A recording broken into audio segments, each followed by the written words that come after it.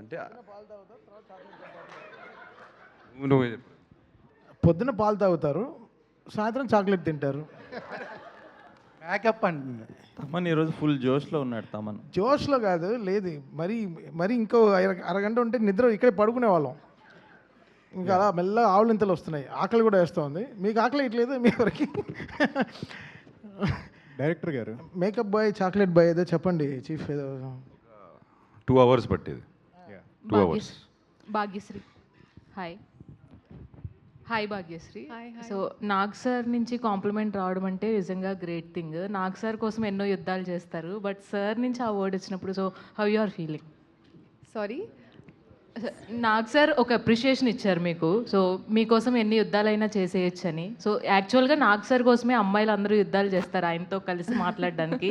So ఆ appreciation ఎలా అనిపిస్తుంది?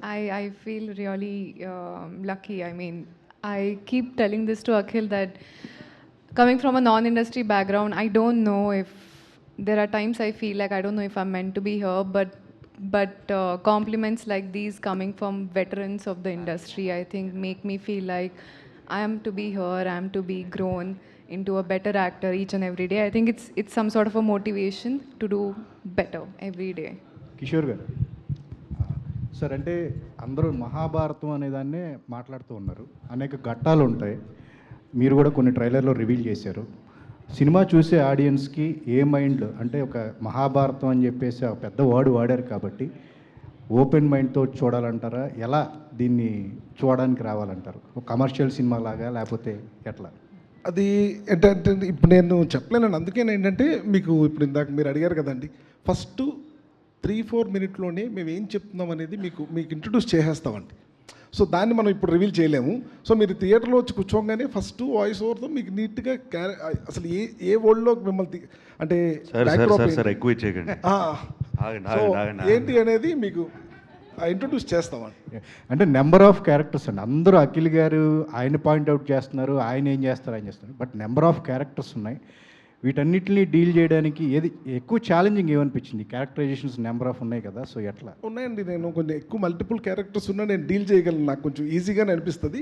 బట్ ఏంటంటే ప్రతి క్యారెక్టరు సో వాళ్ళ క్యారెక్టర్ ఆర్క్స్ కానీ అవన్నీ కొంచెం క్లియర్గా రాసుకొని సో 1-4 సార్లు డిస్కస్ చేసుకొని చెక్ చేసుకొని చేసామండి. దానివల్ల ఏంటంటే ఈ నెంబర్ ఆఫ్ క్యారెక్టర్స్ ఉన్నా కూడా పెద్ద ఇబ్బంది ఏమి అనిపించలేదు.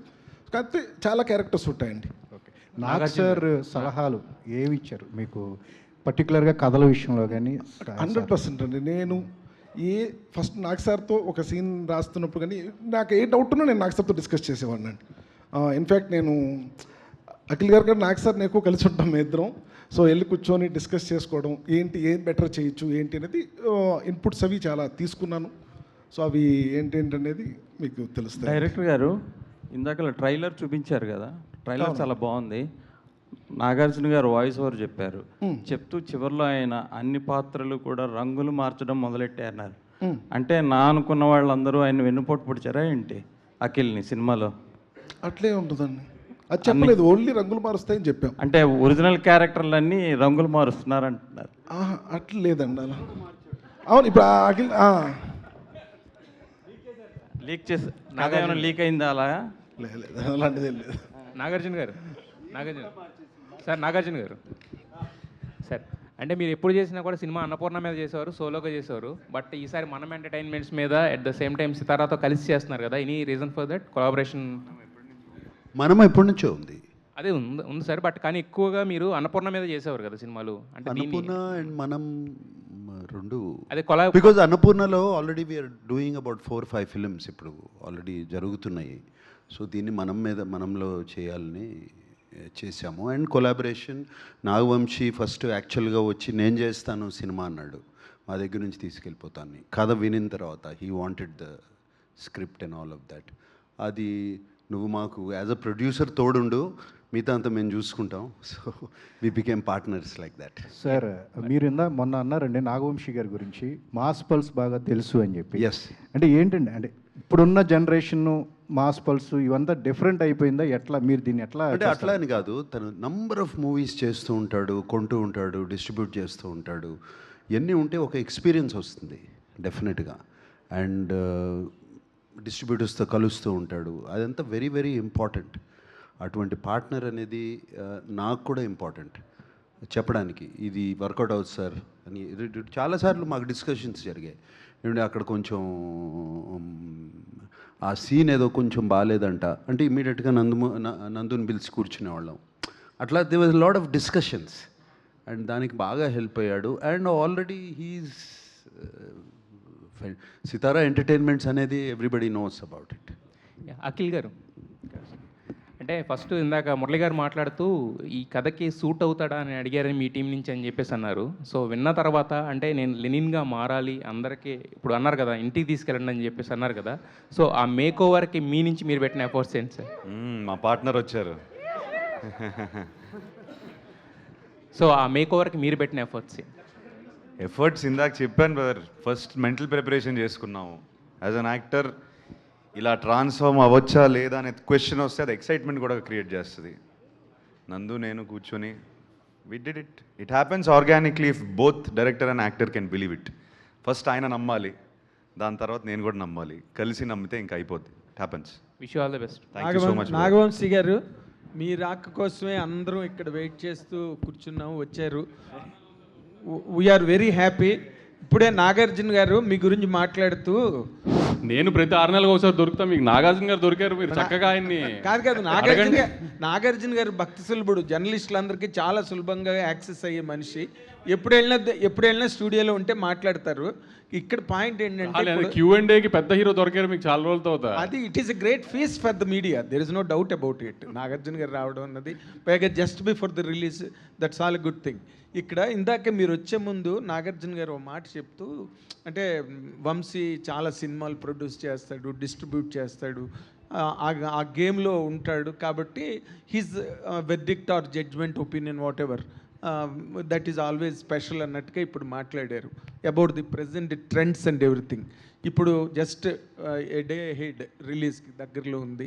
What is your as far as mass appeal from Akhil is concerned?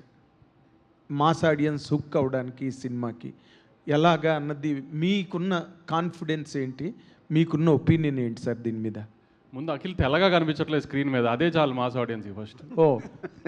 ఇప్పుడు దాకా అఖిల్ తెల్లగా కనిపించారు, మాస్కి పట్టలేదు అన్నారు కదా, అందుకే నల్లగా చేసాం అఖిల్ కష్టపడి, రోజు గంట మేకప్ చేయించి. అదే ఫస్ట్ మాస్ ఆడియన్స్ పెద్ద క్యాచింగ్ పాయింట్. ఫస్ట్ అతను వాళ్ళల్లో ఒకళ్ళగా కనబడతాడు అఖిల్ ఈ సినిమాలో ఫస్ట్ టైం.